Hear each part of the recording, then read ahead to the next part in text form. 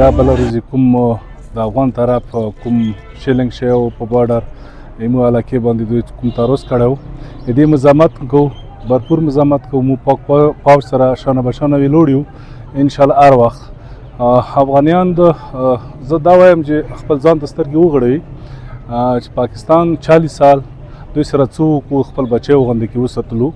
او ډېره مینه یې ورکړه او ډېرې ونرځولو او بیا د شپې باندې درنځي یا په علاقې یا په پښتونو د کوم پیرنګ وشو د مو भरपूर مزاحمت کوو زه خپل قوم نه ملخیل نه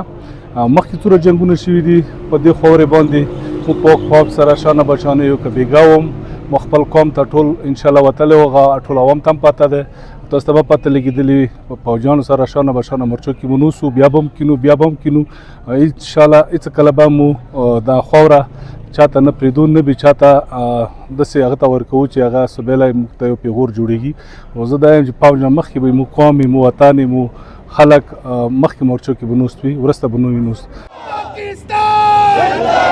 पाकिस्तान जिंदाबाद पाक फौज कदम बढ़ाओ हम तुम्हारे साथ हैं او افغانستان چې کوم کردار ادا که او دا بالکل یو بېحسه یو چې هېڅ حیثیت نه لري داسې یو ملک دی چې هغه ټول عمر دغه پاکستان وساتلو او دوی نه مختلف قسم قربانۍ ویر کړلې نن د را په پالیسۍ د انډیا په پالیسۍ نن افغانستان سره دا پاکستان سره دا کوم جنگ کوي او بیا یا هغه جنگ کې ډېر لکه 10% جنگ د پاکستان پاوچ کړی دی هغه کې دوی نه څو چوکۍ اخیستې شوي دي او دوی کوم هغه وغونې د پاکستان جنډیا لګولي شوي دي د افغانستان کومه بزدلانه حمله کړې ده مو سرزمینی پرچنار نه ایدی भरपूर مزاحمت کو مو اټول